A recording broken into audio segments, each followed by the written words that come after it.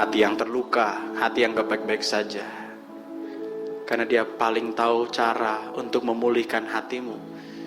Dia yang menciptakanmu, Dia yang paling tahu caranya memulihkanmu. Don't hesitate to give your hearts completely to Him. Jangan ragu. Jangan ragu.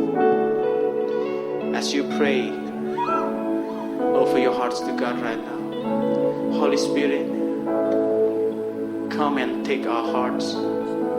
Setiap hati yang hancur, yang terluka, yang gak baik-baik saja, hati yang penuh shame and guilt.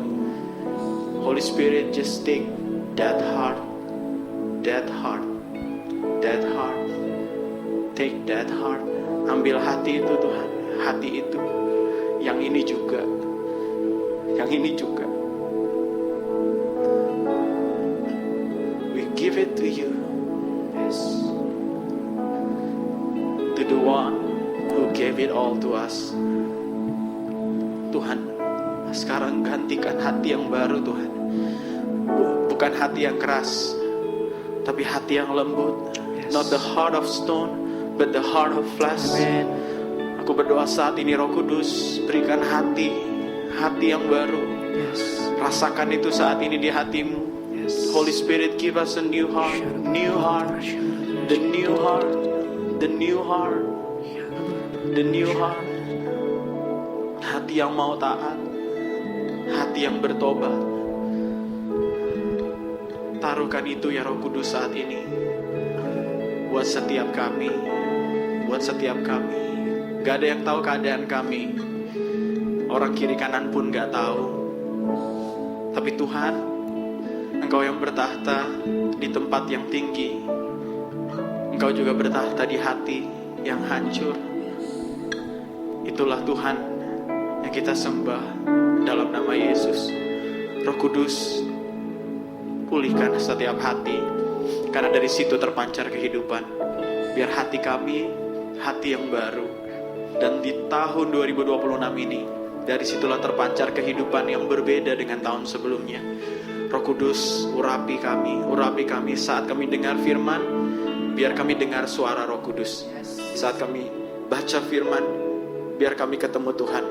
Aku berdoa hari ini ibadah pertama bukan sekedar ibadah, tapi perjumpaan yang akan set the tone for this year.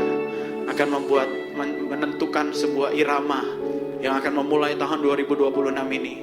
Roh Kudus, I know that you want to reside in us. Yes. Kau mau berdiam, Kau mau ada di dalam kami. Engkau mau bergerak menggunakan tangan kami, kaki kami. Ampuni kami kalau selama ini kami pakai tangan dan kaki ini, bahkan lidah dan pikiran ini, untuk melakukan aktivitas yang menyakiti hatimu.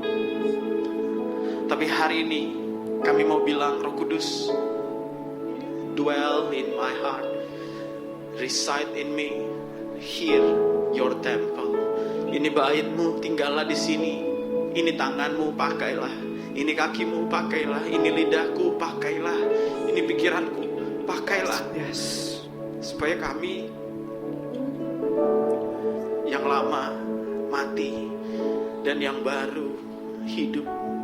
Yang lama berlalu, yang baru datang. Kami yang baru, kami orang-orang dipimpin Roh Kudus. God, I pray, I seal this prayer in Jesus mighty name. Jadikan kami pelaku firman, bukan hanya pendengar dan pemberita. Ubahkan kami Tuhan, saat firman diberitakan, Roh Kudus dicurahkan. Amen. Dan penuhi kami semua. Bahkan sebelum firman selesai, kami dipenuhi Roh Kudus. Seperti apa yang terjadi di Kisah Para Rasul, hari-hari ini terjadi. Di dalam nama Tuhan Yesus, kami siap untuk firman-Mu. Setiap kita yang siap untuk firman Tuhan, sama-sama katakan amin. Amin. Kasih tepuk tangan yang meriah buat Tuhan Yesus. Silakan duduk teman-teman semua. Sekali lagi shalom. Sekali lagi shalom. Puji Tuhan. Dan sekali lagi selamat tahun baru buat teman-teman semua yang hadir hari ini. Kita masuk tahun 2026 dan ini minggu yang pertama. Dan saya percaya kita semua diberkati oleh hadirat Tuhan yang indah. Yang setuju boleh katakan amin. Nah, hari ini ada beberapa hal yang aku mau sampaikan. Yang pertama, hari ini nanti kita akan mengambil ayat tahunan atau ayat emas, tapi bukan secara fisik, melainkan ayat emasnya itu diambil secara virtual. Jadi teman-teman yang punya aplikasi House of Glory, nanti di akhir ibadah kita akan ambil ayat itu dari aplikasi. Lalu yang berikutnya nanti setelah pulang juga akan ada souvenir yang dibagikan ya. Souvenir ini souvenir tahun baru dari gereja kita untuk semua jemaat. Tadi sudah dibagikan juga di umum dan nanti juga akan dibagikan di youth. Nah, di tahun ini kita juga masuk ke tema The Year of the Great Commission atau tahun amanat agung. Tahun di mana fokus kita semakin hari itu semakin mengerucut ya, semakin fokus kepada perintah Tuhan yang terakhir. Pergi jadikanlah semua bangsa muridku. Pergi jadikanlah semua bangsa muridku. Dan salah satu praktis yang akan kita lakukan waktu kita mau menghidupi hal ini adalah Koko mau ajak kita semua untuk ikut dalam discipleship journey yang ada di gereja kita yang namanya Deeper ya. Nanti di slide akan ditampilkan juga. Jadi Deeper ini bukan untuk jemaat umum ya. Deeper ini untuk jemaat House of Glory. Jadi buat kita yang tertanam di gereja ini ya, dan kita mau menghidupi tema The Year of the Great Commission, kita mau jadi murid, kita mau memuridkan, kita mau go deeper with God, shine brighter for Him. Nah, cara praktisnya ya adalah dengan salah satunya mengikuti discipleship journey atau perjalanan pemuritan yang ada di gereja ini. Nah, buat teman-teman bisa silakan langsung scan QR code ini. QR code ini menghubungkan Anda dengan WhatsApp dari gereja. Lalu nanti ketik aja daftar Deeper atau Deeper 1. Nanti akan ada reply balik dari WhatsApp tersebut yang berisi link untuk kita isi, dan disitulah ada jadwal pelaksanaan Deeper 1. Jadi bagi yang belum, ayo ikut, dan bagi yang sudah tapi ada kelas yang terskip ya, yang bolong waktu itu mungkin karena sakit, karena lembur, juga wajib scan dan isi lagi untuk mengisi kelas yang bolong saja. Oke, nah memulai tahun ini, aku juga mau membuat bukan membuat sih, actually kita sudah pernah melakukan ini, tapi mau mengingatkan kembali, history makers are note takers. Aku ulang ya, history makers are note takers. Artinya apa? Orang-orang yang membuat sejarah adalah orang-orang yang suka mencatat.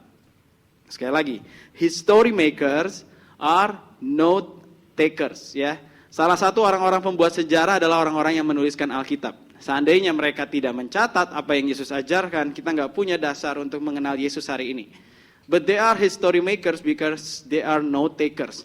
Dan aku rasa kita perlu mempraktekannya juga, karena seringkali kita begitu antusias kalau dengerin orang ngomong, apalagi kalau orang itu well known, influencer, kita catat, apalagi kalau kita datang ke sebuah seminar dan kita bayar datang ke seminar itu, kita begitu antusias dan kita nggak pengen miss ya kan, jadinya kita catat. Tapi somehow waktu kita masuk ke gereja karena free ya, kita nggak bayar apa-apa. Tapi jangan lupa, justru kita nggak bayar apa-apa karena harganya terlalu mahal dan Yesus sudah bayar buat kita. Yang mengerti boleh katakan amin. Makanya kita juga perlu menghargai apa yang disampaikan. Dan kita bisa menghargai dengan cara yang paling sederhana, yaitu mencatat. Koko nggak bilang semua harus catat semua kata per kata. Tapi apa yang paling berkesan, yang Roh Kudus taruh di hati, catatlah di notes kalian. Boleh secara fisik, boleh secara digital, ya di notes kalian di handphone, terserah. Boleh foto, boleh juga. Yang pasti apa yang berkesan, apa yang Roh Kudus taruh di hati, apa yang kalian rasa ini memberkati aku dan membuat aku perlu mengingatnya lagi nih. Catatlah, amin. Jadi kalian gak perlu write the whole sermon, tapi cukup catat apa yang paling, impresi yang paling kuat yang Roh Kudus taruh di hati.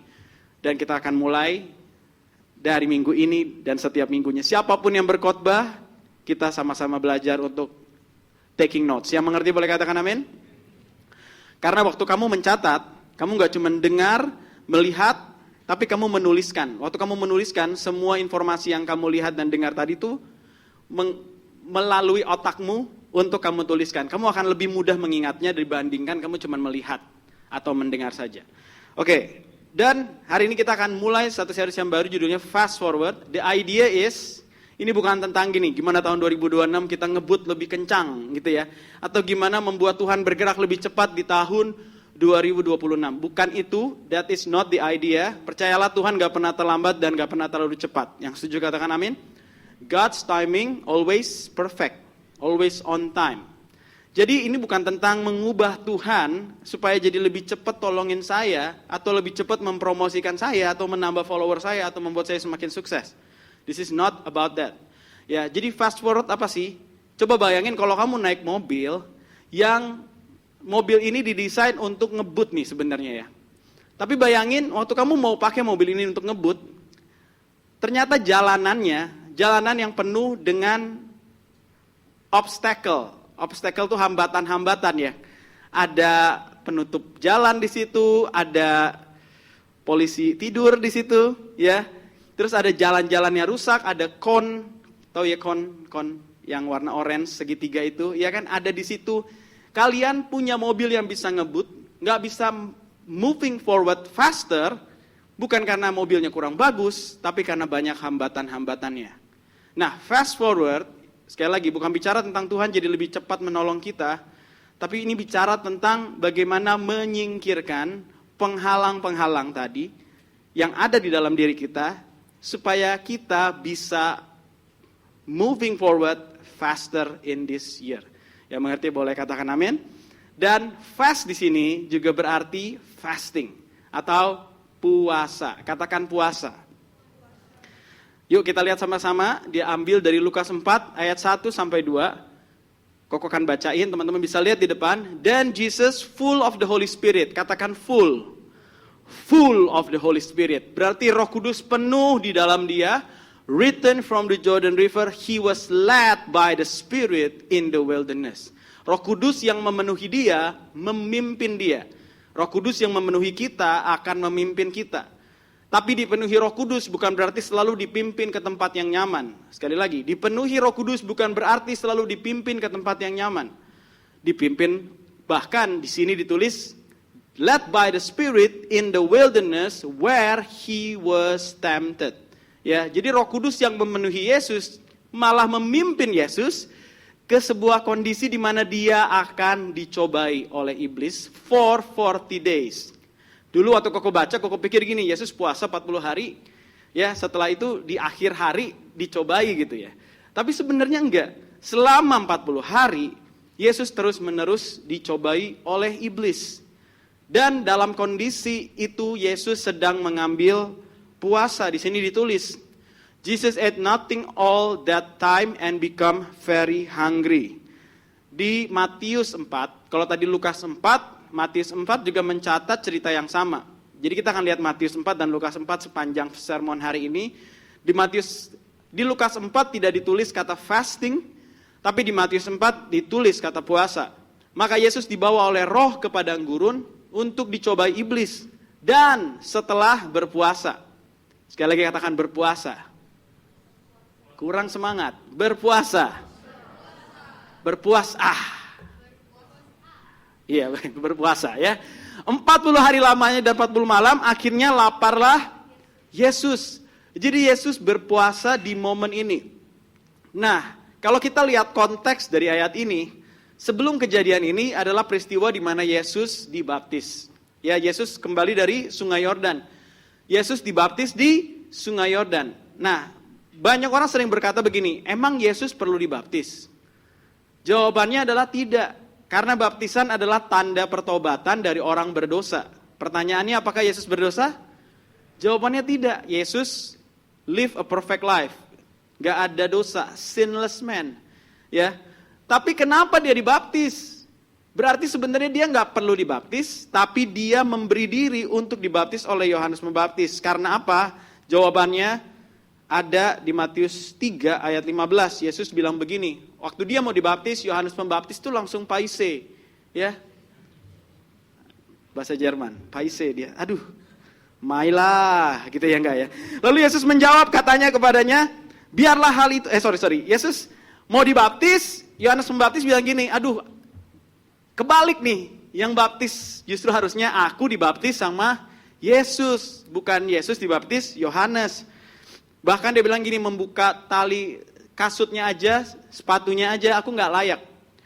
Terus Yesus menjawab dia, katanya begini, biarlah hal itu terjadi, karena demikianlah sepatutnya kita menggenapkan seluruh kehendak Allah. Jadi Yesus tuh tetap insist, tetap maksa, udah lakuin aja. Baptis aku, biarlah ini terjadi untuk menggenapi seluruh kehendak Allah. Dan Yohanes pun menurutinya. Berarti sekali lagi, Yesus nggak perlu dibaptis, tapi dia memberi diri dibaptis supaya menggenapi kehendak Allah. Kenapa? Karena dia tahu setelah Yesus akan ada banyak pengikut-pengikut Yesus. Yesus membaptis untuk set us a pattern to follow. Ya, Yesus dibaptis supaya apa? Memberi teladan untuk diikuti. Jadi semua orang yang nanti bilang percaya Yesus, dia juga perlu untuk dibaptis. Oke, set us a pattern to follow. Yesus nggak perlu, tapi dia lakukan supaya nanti pengikutnya juga melakukannya. Nah, berikutnya, setelah Yesus dibaptis, apa yang terjadi? Roh Kudus turun dalam bentuk burung merpati dan kemudian masuklah Matius 4 tadi, di mana Yesus dibawa dalam pencobaan. Pertanyaannya begini ya, apakah Yesus perlu dicobai untuk membuktikan dia Tuhan? Nggak perlu. Mau dicobai atau nggak dicobai, dia memang Tuhan. Dan dia sudah pasti menang. Jadi sebenarnya dia nggak perlu memberi diri ada di posisi in the wilderness where he was tempted. Dia nggak perlu ada di situ. Tapi kenapa dia memberi diri untuk ada di situ? Sekali lagi sama halnya seperti waktu dia dibaptis, dia ada di tempat pencobaan untuk set us a pattern to follow. Karena dia tahu nanti pengikut-pengikutnya juga akan mengalami pencobaan. Jadi nanti waktu kita dicobai, kita tahu bagaimana cara menang dari pencobaan. Yesus memberi sebuah pola untuk diikuti, sebuah teladan untuk diikuti. Nah, apa yang Yesus lakukan? Sama-sama baca dengan kuat. 1, 2, 3. He fasted and become very hungry. Okay? He fasted and become very hungry. Yesus berpuasa bukan supaya penuh Roh Kudus. Tadi kalau kita baca full of the Holy Spirit. Benar ya? Dia udah penuh Roh Kudus. Dia berpuasa bukan supaya penuh Roh Kudus. Ia sudah penuh Roh Kudus dan dipimpin oleh Roh Kudus untuk menghadapi pencobaan dengan berpuasa. Jadi orang dipenuhi Roh Kudus, justru Roh Kudus akan memimpin dia untuk berpuasa. Dengan kata lain, berpuasa adalah natur dari Roh Kudus. Yesus penuh Roh Kudus, dia berpuasa. Kenapa begitu? Karena natur dari tubuh kita seringnya mau dipuaskan. Tapi keinginan roh atau natur dari spirit kita justru dituntun selalu untuk dipuasakan. Coba baca sama-sama kalimat ini. 1, 2, 3. Keinginan daging selalu menuntut untuk dipuaskan. Keinginan roh selalu menuntun untuk dipuasakan. Sekali lagi yuk, baca sama-sama 1, 2, 3. Keinginan daging selalu menuntut untuk dipuaskan. Keinginan roh selalu menuntun untuk dipuasakan. Jadi yang membuat kita mau berpuasa itu udah pasti bukan daging kamu. Daging kamu tuh selalu maunya dipuaskan. Kalau kau bilang daging itu artinya tubuhmu. Tubuhmu ini maunya dikasih makan terus. Makanya kalau dia nggak dikasih makan jadi rese, bener gak? Kalau kita nggak dikasih makan kita jadi cranky, grumpy, kita jadi mulai pusing dan jadi emosi. Pernah ketemu teman yang kalau lagi lapar rese? Ya kan? Karena tubuh ini selalu minta dipuaskan. Nah, tapi keinginan roh justru selalu membuat kita tuh mengosongkan diri, mempuasakan diri. Sama seperti yang Yesus lakukan. Roh Allah penuh dalam dirinya dan roh Allah memimpin dia untuk berpuasa. Sekali lagi, ini adalah sebuah pattern yang dilakukan Yesus supaya kita mengikutinya. Hal ini terjadi karena Roh Kudus yang ada di dalam kita akan menuntun kita melakukan apa yang Yesus lakukan. Oke, jadi kalau Roh Kudus dulu di dalam Yesus menuntun Yesus berpuasa, Roh Kudus yang ada di dalam kamu hari ini pasti rindu untuk membawa kamu berpuasa. Tapi kamu harus agree with the Holy Spirit, mau atau enggak. Perhatikan waktu Yesus mengajar di Matius 5, dia bilang begini, if you fast, ya, sorry. Waktu di Matius 5 Yesus bilang gini, when you fast, bukan if you fast, ya. When you fast, jika pada saat kamu berpuasa, cuci mukamu, jangan kelihatan lesu, lemes ya, seperti kebiasaan orang-orang yang melakukannya. Jadi di zaman itu orang berpuasa sengaja ditunjukin kalau dia lagi puasa supaya dapat pujian dari orang lain. Dan Yesus bilang gini, when you fast, kalau kamu berpuasa, jangan seperti itu, tapi cuci mukamu, tetap kelihatan seger. Kamu gak perlu pengumuman dan bilang-bilang ke orang, aduh sorry gue lagi puasa, gue lagi puasa nih. Atau di sosmed pengumuman dulu, gue mau puasa ya. Gitu ya gak perlu, oke? Jangan lakukan itu. Jangan lakukan itu. Karena Yesus bilang when you fast, cuci mukamu, pokoknya just act as usual. Oke, dan waktu Yesus menggunakan kata gini, when you fast, itu adalah presupposition. Artinya gini, itu adalah sebuah hal yang memang sewajarnya dilakukan. Kalau Yesus bilang if you fast, artinya itu opsional. Kadang boleh dilakuin, kadang enggak. Tapi waktu Yesus mengajar pada saat itu, Yesus bilang, when you fast. Artinya puasa itu memang sebuah hal yang dijalanin sebagai salah satu spiritual disiplin. Cuma dikasih tahu bagaimana menjalaninya supaya dilakukan dengan cara yang benar. When you fast, oke? When you pray, when you give. Artinya pray, fasting, and giving, ya, berdoa, puasa, dan memberi, itu sebuah hal yang normal dilakukan sebagai orang yang mau semakin dalam sama Tuhan. Oke? Dan sekali lagi, itu adalah natur dari Roh Kudus. Tubuhmu gak akan craving untuk puasa. Enggak, tubuhmu selalu mau dipuaskan. Makan lagi, makan lagi, makan lagi. Jiwamu juga sama. Kalau makanan untuk tubuh kita adalah makanan untuk jiwa kita adalah hiburan. Ya, jiwa kamu juga sama. Kalau lagi kosong, lapar dia. Dia akan cari hiburan, sosial media, Netflix, YouTube, excessive entertainment, main game dan lain sebagainya. Semua itu nggak salah, tapi seringkali kita sudah seperti di format. Kalau jiwamu butuh makanan, yang kamu cari hiburan. Dan akhirnya itu membentuk sebuah desire di dalam dirimu untuk selalu dipuaskan. Tapi ingat, Roh Kudus yang ada di dalam kamu justru mau mempuasakan diri kamu. Puasa secara sukarela memilih untuk tidak makan demi tujuan-tujuan rohani. Puasa ini bukan kelaparan. Ya, kelaparan kenapa? Akhir bulan. Ya, puasa tuh bukan seperti itu. Ya udahlah gue puasa, pas banget kok bawa series ini. Gaji gue udah habis. Ya, bukan karena itu. Itu bukan secara sukarela, itu memang terpaksa keadaan.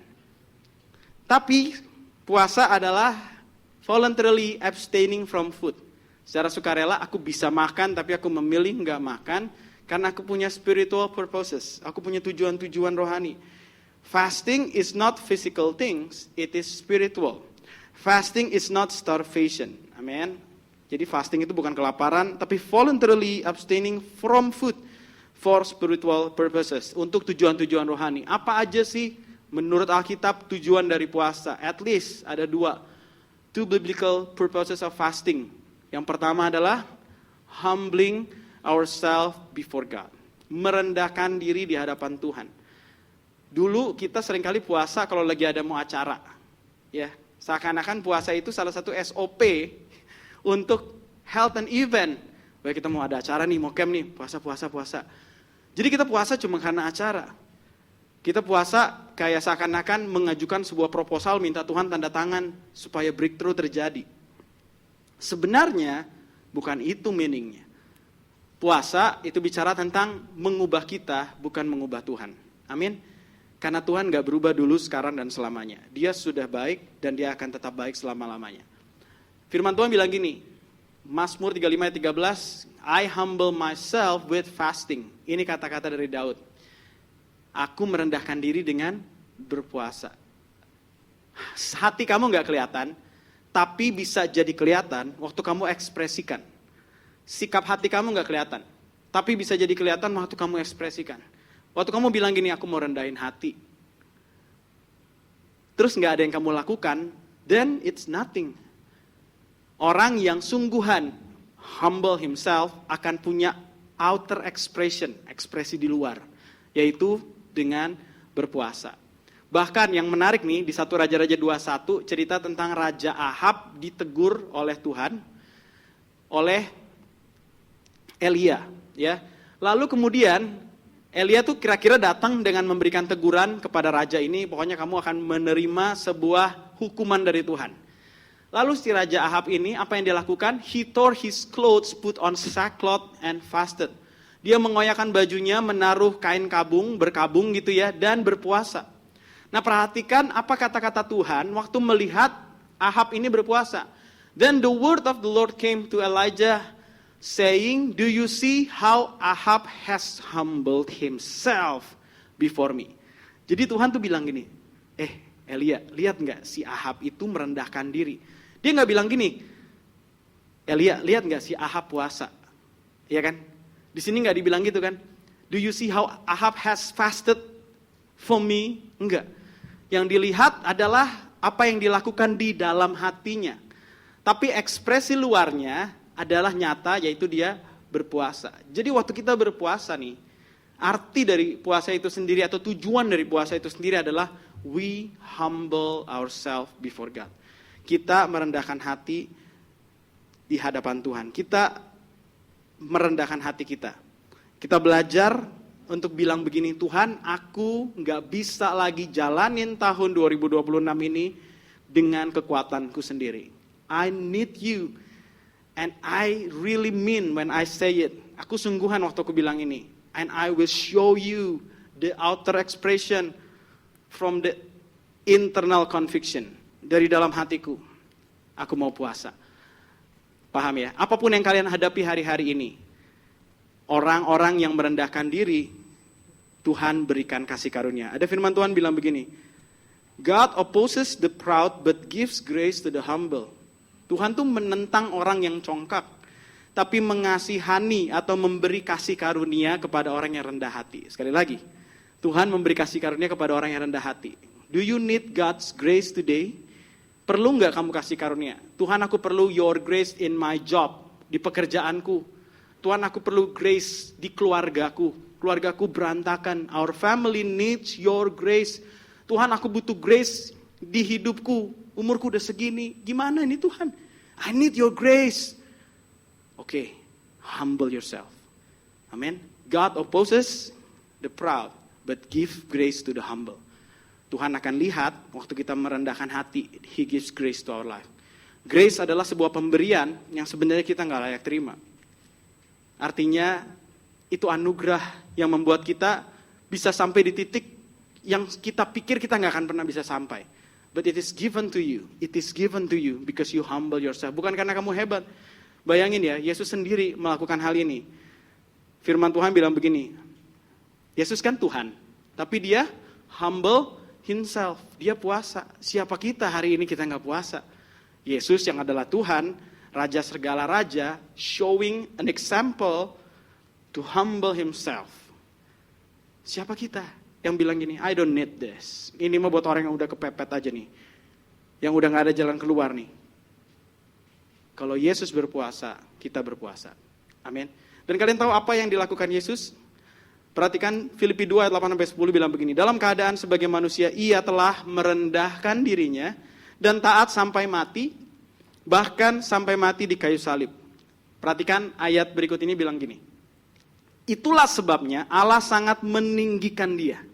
Kenapa? Karena dia sangat merendahkan hati, taat sampai mati di kayu salib. Gara-gara ini, itulah sebabnya Allah sangat meninggikan Yesus dan mengaruniakan kepada Yesus nama di atas segala nama.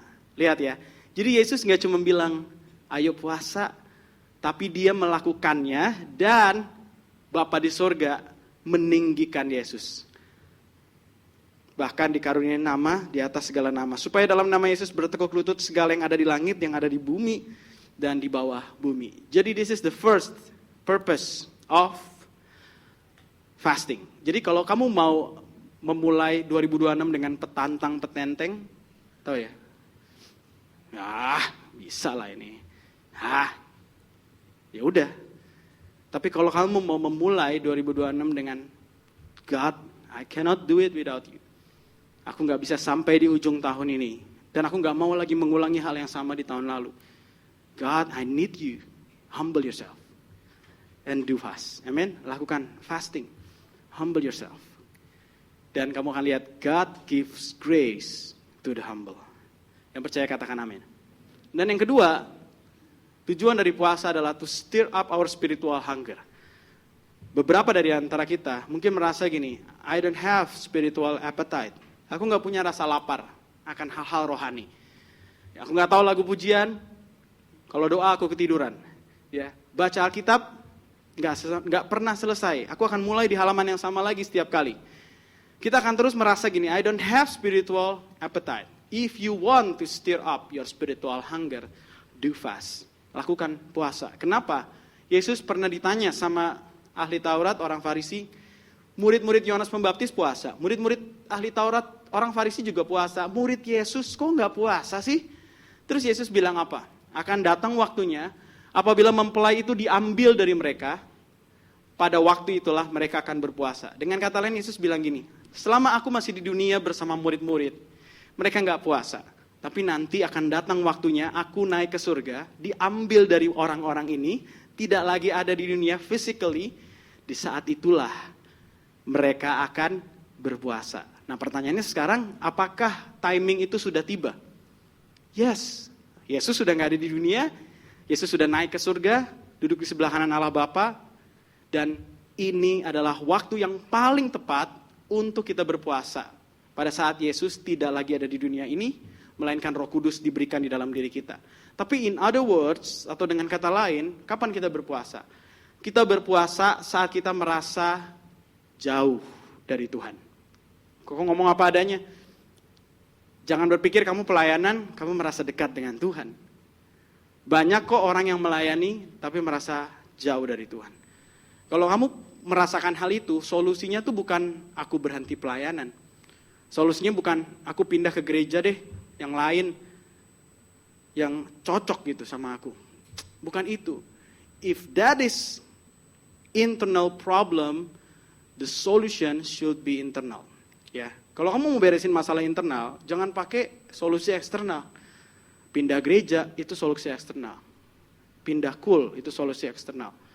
Bukan berarti pindah kul nggak boleh, tapi bukan itu solusi pertama. Yang harus kamu coba work out yang pertama adalah do internal solution. Apa yang bisa kamu lakukan?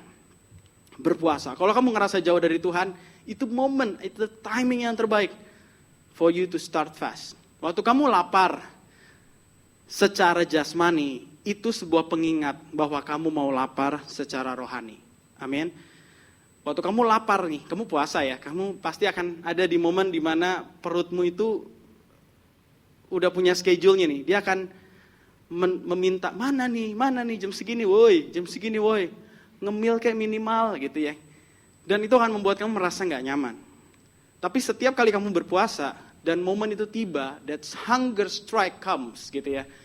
Ingat gini, Lord, I empty my stomach so I can be filled in my spirit. Amin.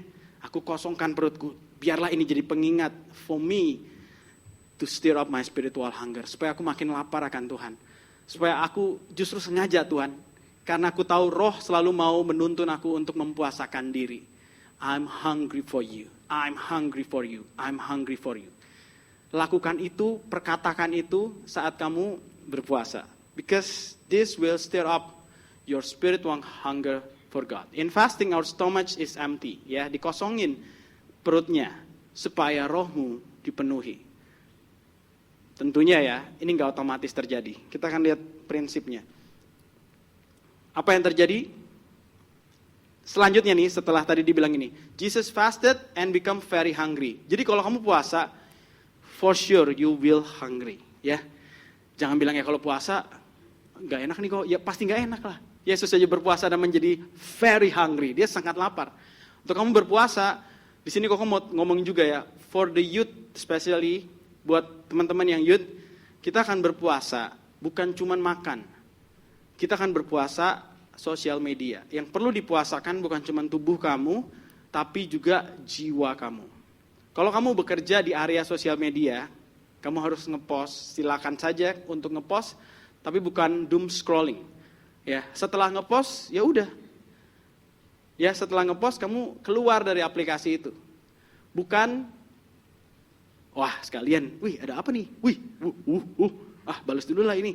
Balas DM tentunya boleh, Tapi intinya bukan scrolling, oke? Do not entertain your soul with that things. Nah, dan waktu kita lakukan ini, sekali lagi ini akan membuat kamu become very hungry, ya kan? Kamu akan menjadi sangat lapar, jiwamu jadi lapar, dan tubuhmu jadi lapar. Dan biasanya apa yang terjadi, kamu akan mengalami perubahan mood, sikap, temperamentalmu mulai berubah. Dan itu wajar. Oke? Bahkan ada beberapa orang yang mungkin akan ngerasa pusing. Aduh kok gue pusing nih kok. Itu wajar. Oke? Itu wajar. Karena selama ini kita nggak pernah fast. Kita selalu tubuh mau kita kasih, jiwa mau kita kasih hiburan. Sekali kamu stop, mereka mengamuk di dalam diri kamu. Why? Give me food. Give me entertainment. Ya. Tapi kalau kamu menyerah di situ, kamu give in dan akhirnya kamu lakukan lagi, kamu akan start all over again. Kamu akan mulai lagi dari awal. Tapi waktu kamu berhasil nih, 1 hari, 2 hari, 3 hari, 4 hari, kamu akan menyadari gini, ternyata aku bisa hidup tanpa likes, aku bisa hidup tanpa komen, aku bisa hidup dan hidupku jadi lebih damai sejahtera tanpa melihat story orang. Ternyata aku bisa lebih sehat dengan aku berpuasa. Awalnya memang pusing, tapi setelah itu kepalamu jadi lebih jernih, otakmu jadi lebih jernih. Dan kalian boleh cari hal itu juga secara medis. Puasa itu sangat membantu kita to become more healthy. Jadi, let's try it ya. Let's try it. Nah, lalu apa yang terjadi waktu Yesus puasa? Perhatikan ya. Lalu datanglah si pencoba. Ingat, puasa bukan berarti mengeliminasi cobaan. Ya, puasa tidak mengeliminasi cobaan. Sebaliknya, puasa melatih kita mengalahkan pencobaan. Ngapain si pencoba datang atau iblis datang? Dia datang kepada Tuhan yang lagi puasa full of the Spirit. Jika engkau anak Allah, perintahkanlah supaya batu-batu ini menjadi roti. Tetapi Yesus menjawab, ada tertulis manusia hidup bukan dari roti saja, tetapi dari setiap firman yang keluar dari mulut Allah. Nah, ada 2 prinsip nih. Dan setelah itu kita akan selesai. Perhatikan ya, apa sih pencobaan? Pencobaan adalah legitimate desire in an illegitimate way. Bahasa gampangnya gini. Keinginan yang sah difulfill dengan cara yang tidak sah. Atau begini. Kebutuhan yang valid difulfill dengan cara yang tidak valid atau cara yang salah. Yesus lapar valid enggak? Dia kan habis puasa. Dan ingat, Yesus 100% manusia. Jadi dia punya rasa lapar, itu kebutuhan yang sangat valid. Tapi iblis memberikan pencobaan. Pencobaan adalah kebutuhan kamu difulfill dengan cara yang salah. Jika engkau anak Allah. Bukan jika sih sebenarnya kalau dibaca di bahasa Inggrisnya. Since you are the son of God. Karena engkau anak Allah, ubah dong batu ini jadi roti. Jadi desire-nya ada, kebutuhannya ada. Lalu iblis biasanya akan datang dan bisikin kamu gini.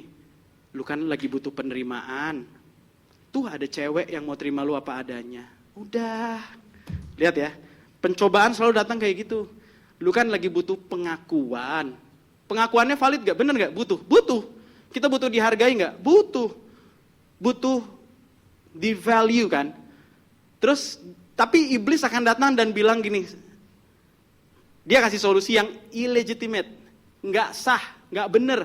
Ya udah. Lu pinjol aja.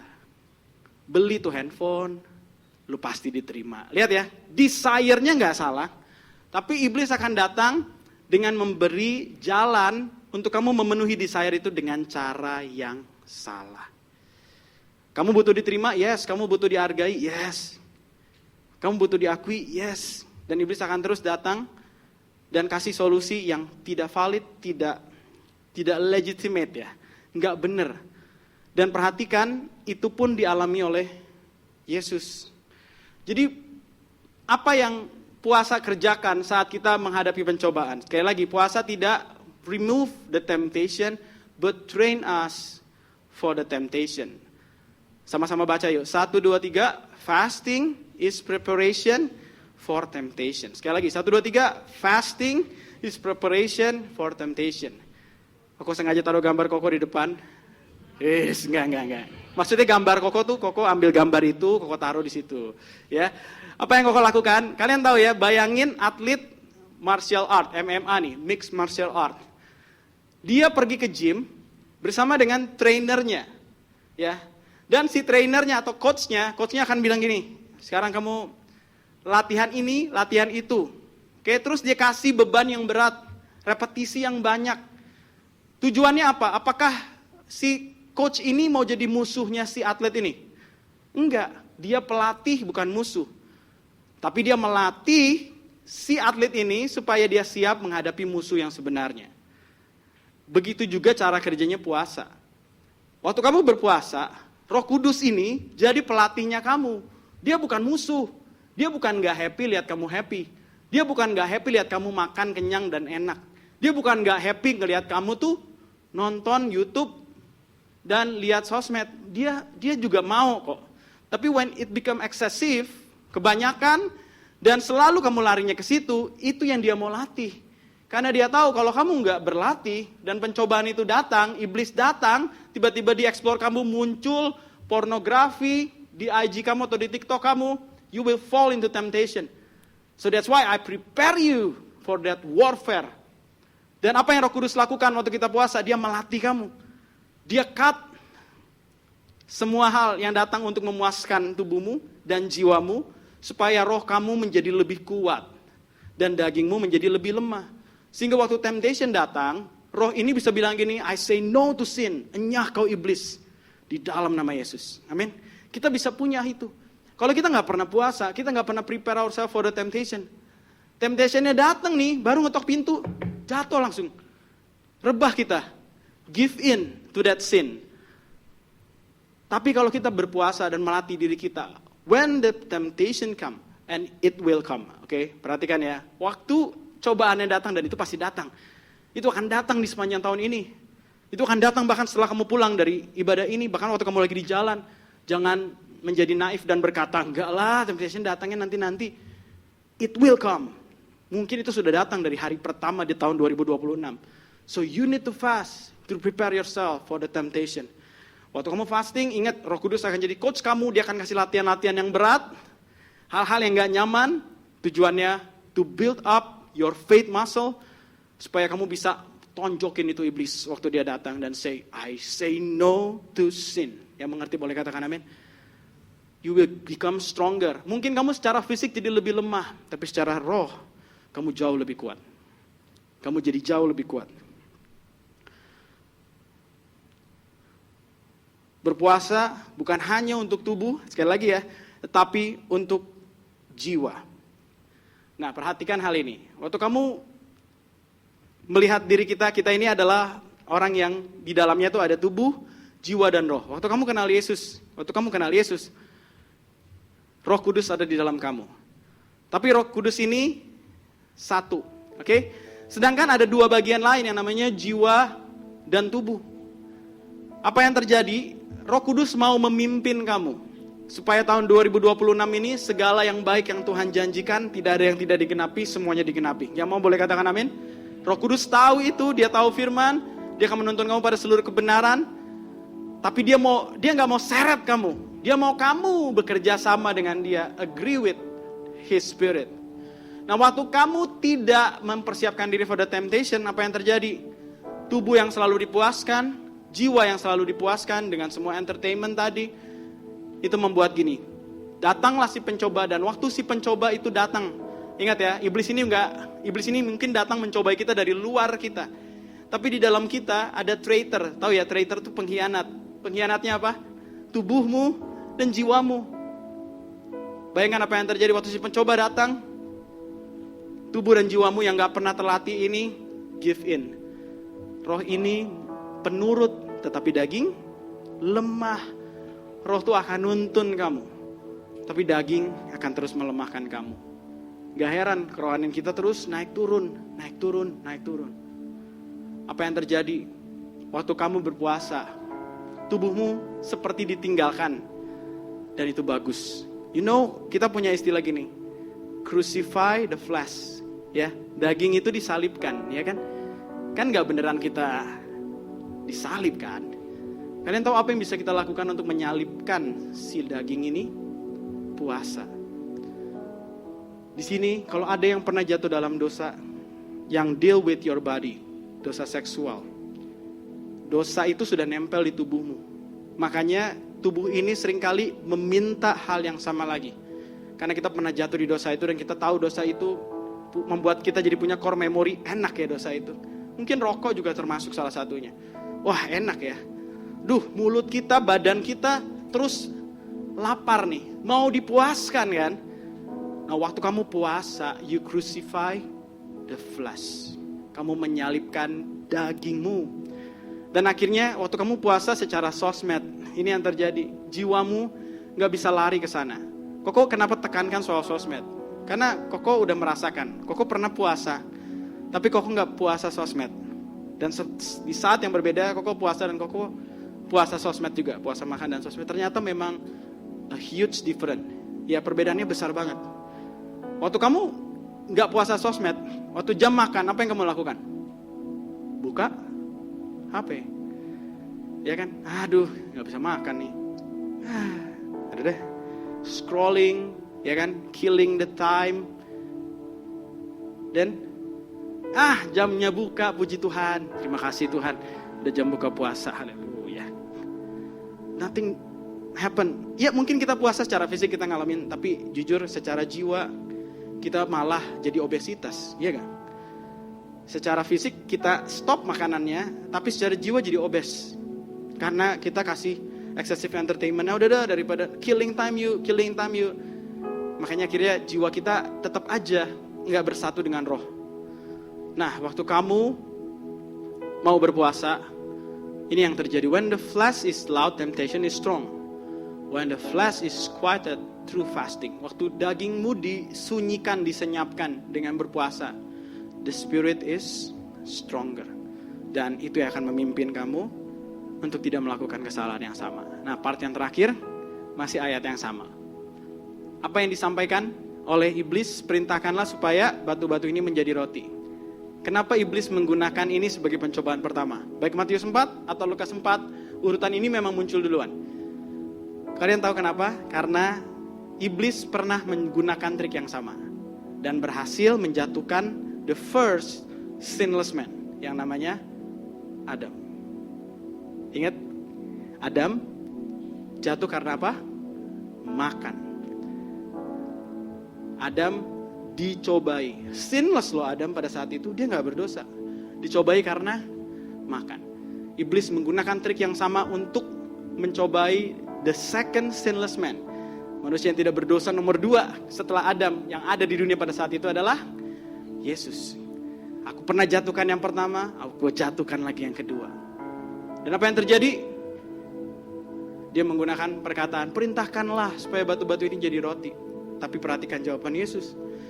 Yesus bilang gini, ada tertulis, manusia bukan hidup dari roti saja, tetapi dari setiap firman yang keluar dari mulut Allah. Ini adalah perkataan yang ada di kitab Ulangan yang ditulis oleh Musa. Jadi Yesus quote menggunakan ayat perjanjian lama untuk melawan iblis. Yesus bilang gini, manusia bukan hidup dari roti saja. Artinya memang manusia makan makanan, oke? Makanya ada kata saja di situ.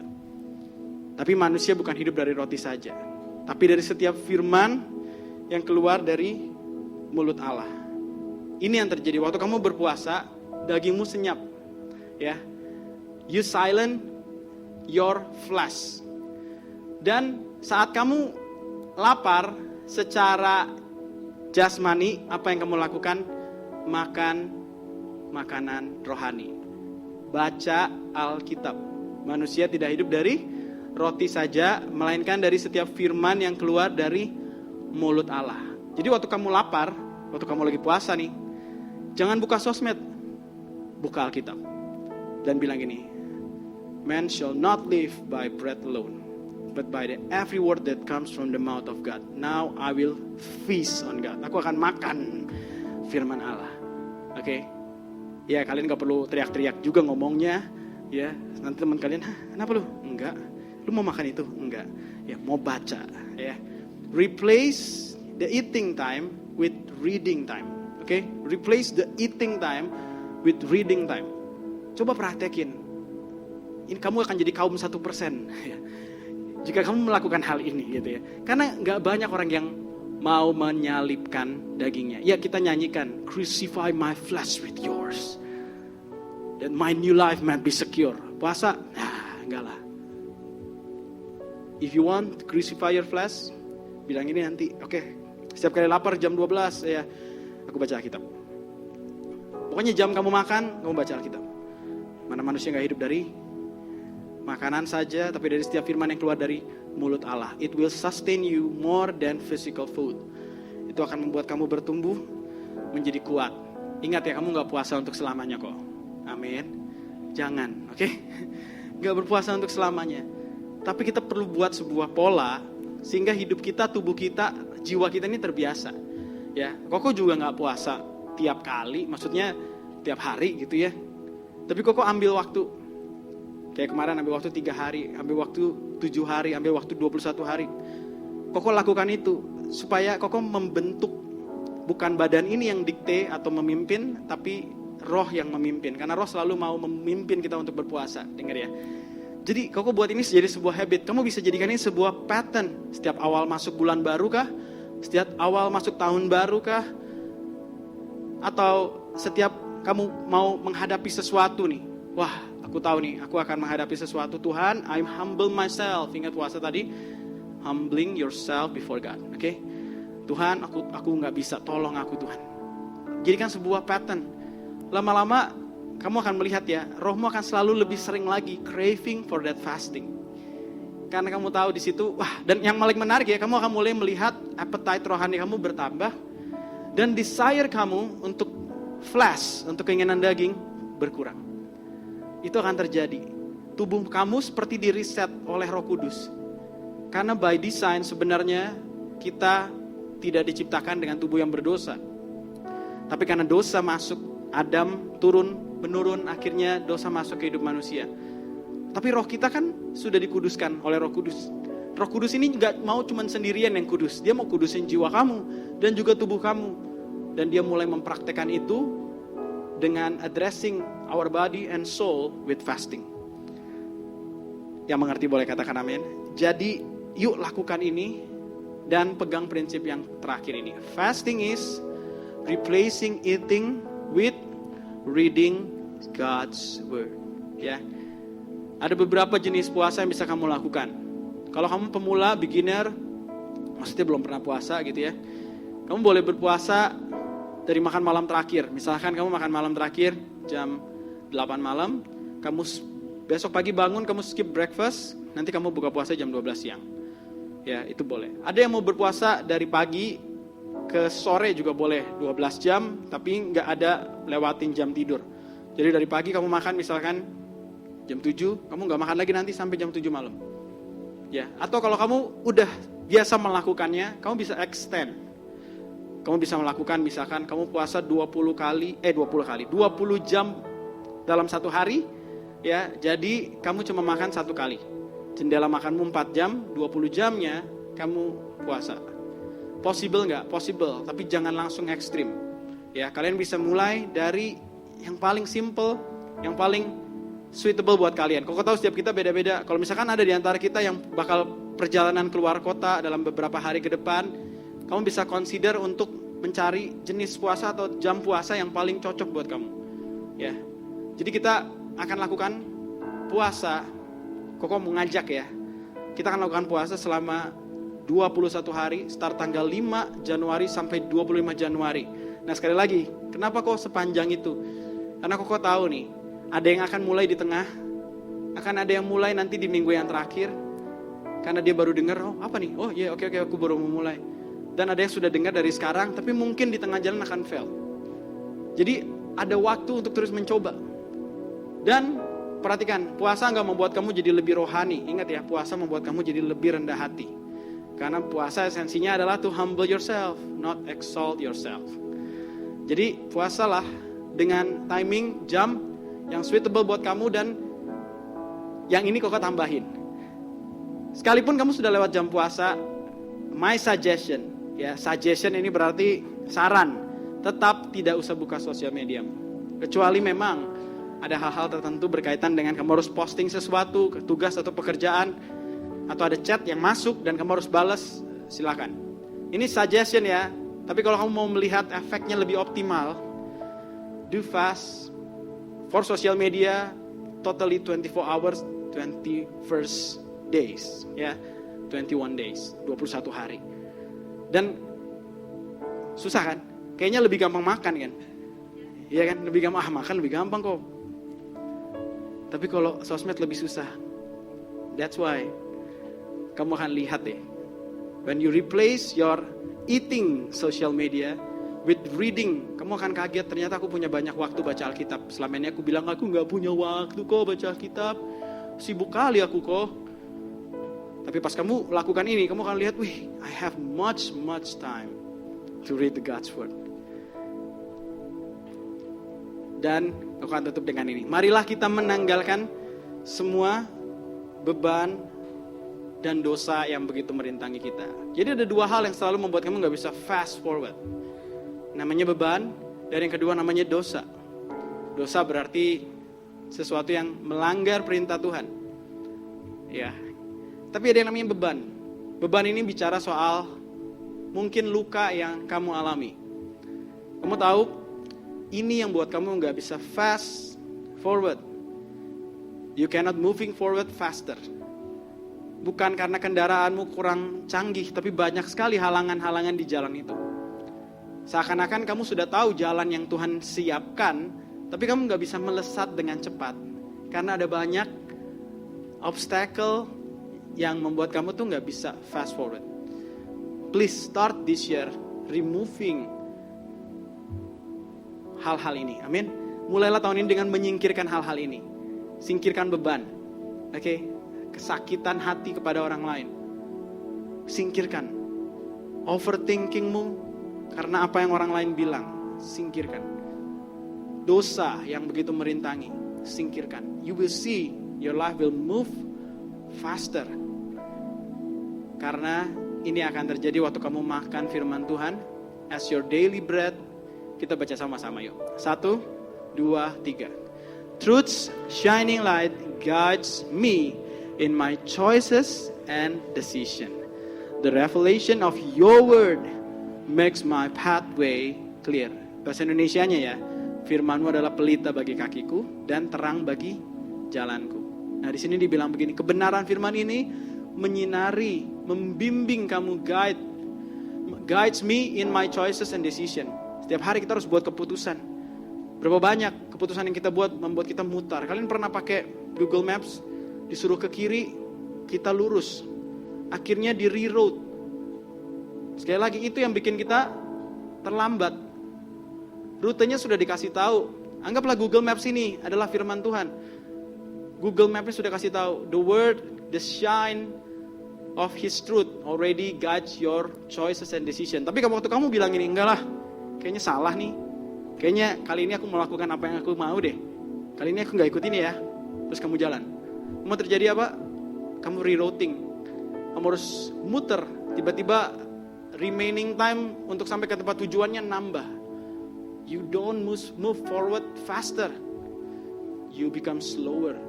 Ngerti ya? Karena itu. Replace your eating with reading. Dan waktu kamu mulai baca, kamu tahu Yesus gak melawan godaan atau cobaan iblis dengan argumen. Dia begitu straight to the point, langsung bilang begini, ada tertulis, the scripture says, manusia gak hidup dari roti saja, tapi dari sebuah firman yang keluar dari mulut Allah. Dan ada dua pencobaan lainnya yang kita gak bahas. Tapi Yesus straightly bilang, ada tertulis, ada tertulis. Kenapa sih firman itu bisa begitu mengalir? Ya memang karena dia Tuhan. Tapi kalian tahu apa yang terjadi waktu kamu fasting, kamu mensenyapkan dagingmu, kamu akan menyadari ternyata suara Roh Kudus di hatimu jadi semakin jelas. Dan firman-firman itu mulai keluar dan muncul dengan begitu mudahnya. Selama ini aku gak bisa dengar suara Tuhan.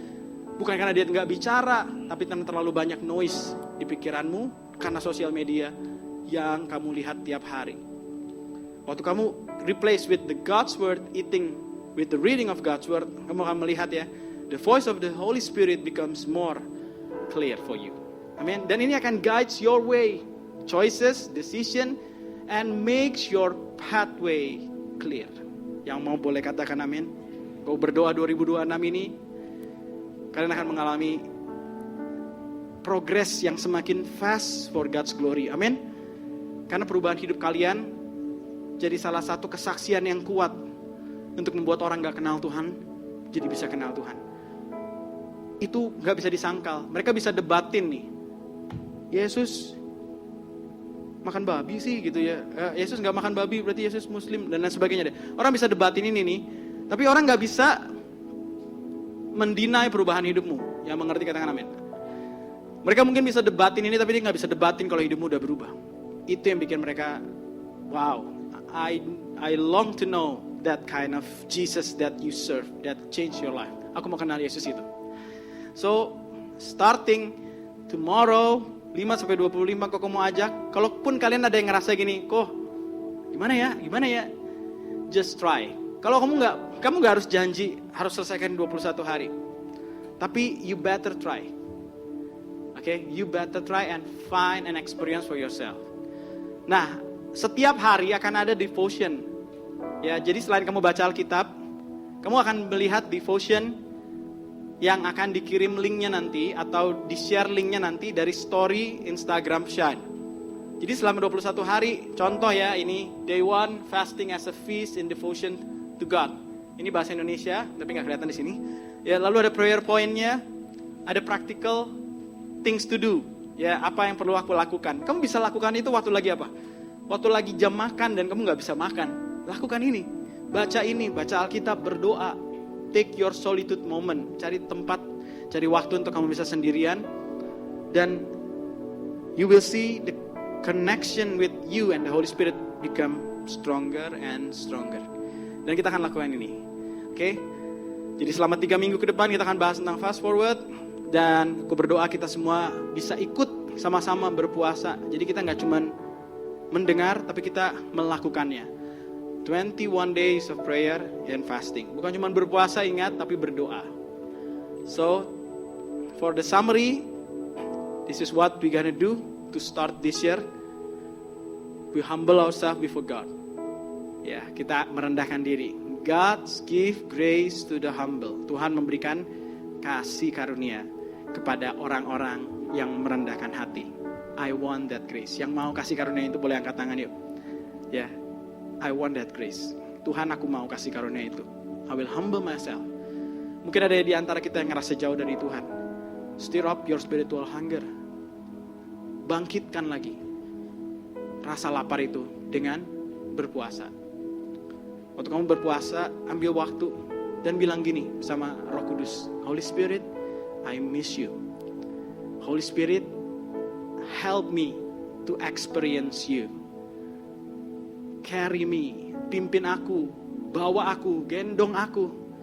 Bukan aku yang gendong Roh Kudus, tapi Roh Kudus gendong aku, pimpin aku hari-hari ini. Seringkali kita yang carry Holy Spirit, Roh Kudusnya kayak dimasukin ke tas, kita bawa. Mau pelayanan nih, keluarin dulu Roh Kudus, bekerjalah, bertahtalah. Udah selesai, masukin lagi. Arti ya? We carry the Holy Spirit. It's not supposed to be like that. Roh Kudus yang carry kita. Amin. Tangan ini jadi tangannya, kaki ini jadi kakinya. Dia mau katakan sesuatu sama orang yang kamu jumpai, dia akan taruh impresi itu. Kamu mungkin bilang, janganlah Tuhan, gak enak nih. Kok aku ngomong gini nanti dia tersinggung. Tapi Roh Kudus kayak keep pushing you to say that things. Dan kamu bilang, I think I need to say this. Kamu gak usah merohanikan hal itu dan bilang gini, Roh Kudus berbicara saat ini. Gak usah ngomong begitu sebagai pembukaannya gitu ya. Gak usah. Cukup bilang gini, I think I need to say this. Aku rasa aku perlu sampaikan ini. Oke? Itu akan membuat pesanmu jadi lebih nggak creepy gitu, nggak menyeramkan, dan lebih natural diterima orang. Oke? But sometimes it happens. Roh Kudus taruh sesuatu, kamu ngomong ini. Oke? I think I need to say this to you. Aku rasa aku mau sampaikan ini deh sama kamu. Sampaikan. Let the Holy Spirit use your tongue. Oke? Masa setan terus yang pakai lidah kita untuk ngata-ngatain orang, untuk bohong, untuk kata-kata yang nggak penting. Izinkan dong. Amin. And remember, fasting is a preparation for temptation. Fasting is replacing eating with reading God's word. Kalau kamu ngerasa very hungry, ingat Jesus fasted and become very hungry. Let my stomach become hungry. Let my soul become hungry. And my spirit become stronger. Yang mau boleh katakan amin. Yuk kita bangkit berdiri sama-sama.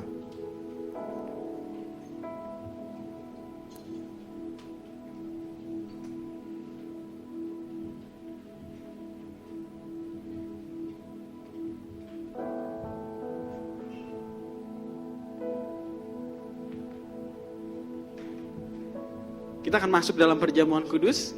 Ada yang belum dapat? Kalau ada boleh angkat tangan, nanti Asar akan membantu.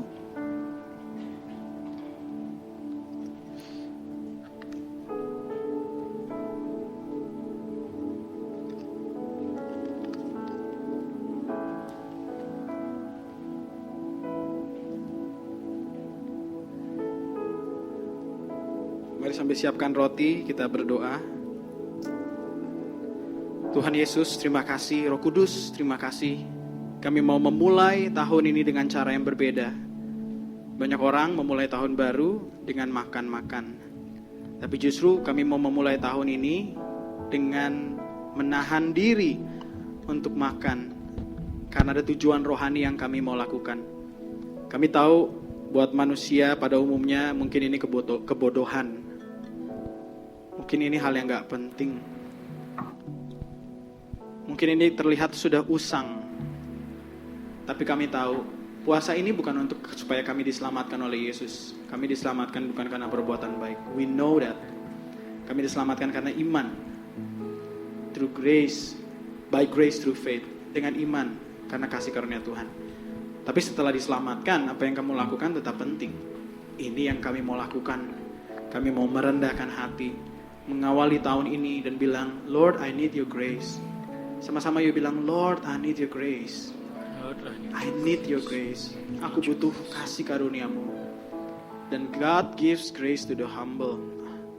So that is the why I want to humble myself through fasting. Tuhan, biarlah firman yang kami dengar dimeteraikan lewat perjamuan kudus ini. Roh Kudus, kami serahkan hati kami. I offer my heart to you completely. Yuk angkat roti di tangan kanan kita. Jamuan kudus ini adalah sebuah remembrance untuk apa yang Yesus lakukan. Roti adalah lambang dari tubuh Yesus yang hancur dan dipecah-pecahkan supaya kita diselamatkan. Tubuh Yesus dipecahkan supaya hatimu bisa dipulihkan. Tubuh Yesus dihancurkan supaya hidupmu bisa diutuhkan. Jadi jangan take it for granted. Minta ampun kalau Roh Kudus ingatkan ada sesuatu yang salah. Mari kita minta ampun secara pribadi sama Tuhan. Supaya perjamuan kudus ini sungguh-sungguh jadi berkat buat setiap kita yang partake with this. Terima kasih Tuhan. Kami berdoa pada saat kami makan roti ini, hati yang baru Tuhan berikan.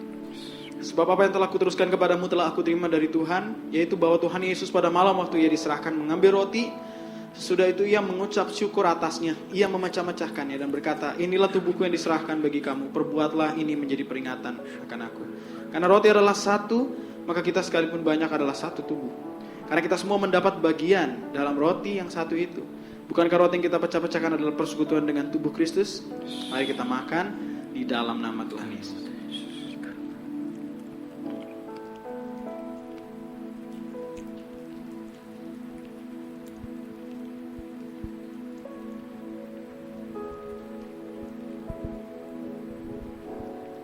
Sekarang mari angkat cawan di tangan kanan kita. Cawan ini berisi anggur yang adalah lambang dari darah Yesus. Dan darah yang tercurah ini adalah untuk pengampunan dosa. Sebab tanpa penumpahan darah tidak ada pengampunan dosa. Tuhan, kami bersyukur seperti bahkan lagu yang tadi kami nyanyikan. I stand in awe to the one who gave it all. Aku berdiri dengan rasa takjub, hormat kepada satu pribadi yang memberikan segalanya, tubuhnya dan darahnya. Oleh karena itu, hari ini kami mengingat semua yang Yesus lakukan. Dan kalau Yesus berpuasa, siapakah kami untuk tidak melakukannya? Kalau Yesus merendahkan diri, Sesombong apakah kami untuk memilih tidak merendahkan diri. Demikian juga yang mengambil cawan sesudah makan lalu berkata, cawan ini adalah perjanjian baru yang dimeteraikan oleh darahku. Perbuatlah ini setiap kali kamu meminumnya menjadi peringatan akan aku. Sebab setiap kali kamu makan roti ini dan minum cawan ini, kamu memberitakan kematian Tuhan sampai Ia datang. Bukankah cawan pengucapan syukur yang atasnya kita ucapkan syukur adalah persekutuan dengan darah Kristus? Mari kita minum di dalam nama Tuhan Yesus.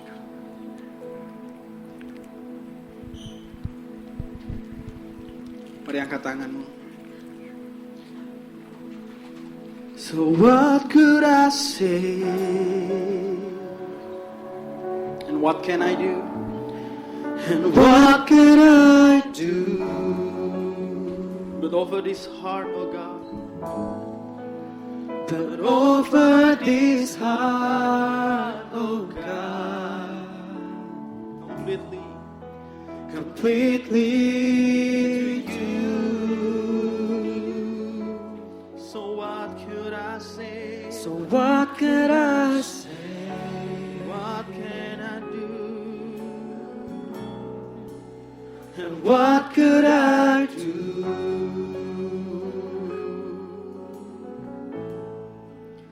But offer this heart, oh God, completely to you. Mari angkat tanganmu, katakan I stand with arms high. So I stand with arms high and heart abandoned in awe of the one who gave it all. And I stand, my soul, Lord, to you surrendered. All I am is yours. So I'll stand with arms high and heart abandoned in awe of the one who gave it all. I'll stand, my soul, Lord, to you surrendered. All I am is yours. So I'll stand with arms high and heart abandoned in awe of the one who gave it all. I'll stand, my soul, Lord, to you surrender. All I am is yours. I'll stand with arms high and heart abandoned in awe of the one who gave it all. I'll stand, my soul, Lord, to you surrender. All I am is yours. I am is yours. All I am is yours. All I am is yours.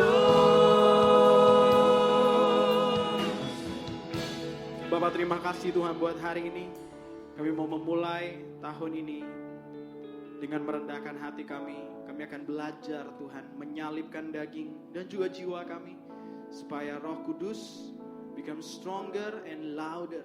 Supaya kami mendengar, aku berdoa, the Holy Spirit will become more real to you than ever before. Amen. Roh Kudus akan menjadi semakin nyata dalam hidup kamu, semakin jelas. Kamu bahkan gak bisa deny kehadirannya dalam hidupmu. Amen. Kamu gak bisa menyangkali kalau dia sedang menuntun kamu. Aku berdoa Roh Kudus di tahun ini dan seterusnya menjadi semakin real. Amen.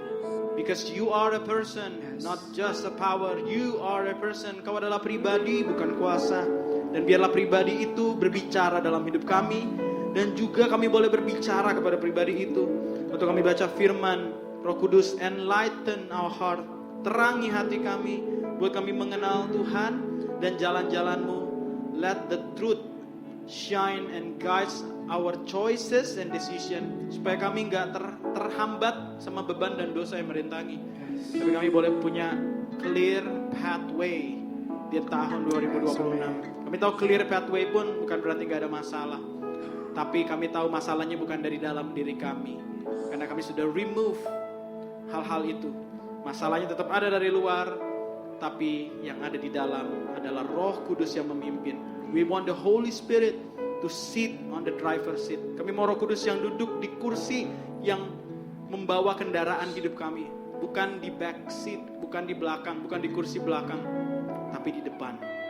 Dan kami duduk di sampingnya, menikmati perjalanan 2026 ini bersama Tuhan. Help us Holy Spirit, kepada waktu kami berpuasa, buat kami semakin nyata mendengar suara Tuhan.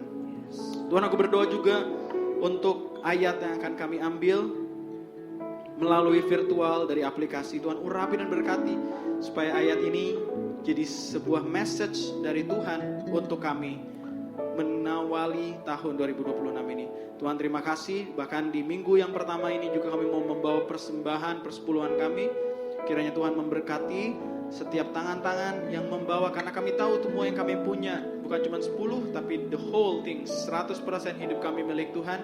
Tapi biarlah hati kami tidak condong kepada berkat Tuhan, tapi kepada pribadi Tuhan.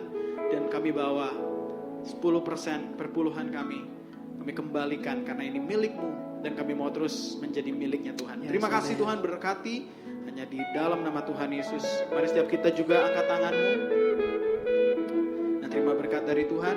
Tuhan memberkati engkau dan melindungi engkau. Ia menyinari engkau dengan wajahnya dan memberi engkau kasih karunia. Ia menghadapkan wajahnya kepadamu dan memberi engkau damai sejahtera. Terimalah berkat terbaik dari Allah Bapa di surga, dalam Yesus Kristus satu-satunya Tuhan dan Juru Selamat. Dan persekutuan yang manis dengan Roh Kudus menyertai kita mulai hari ini sampai Tuhan Yesus datang, bahkan sampai selama-lamanya. Setiap kita yang sudah diberkati di dalam nama Tuhan Yesus sama-sama katakan amin.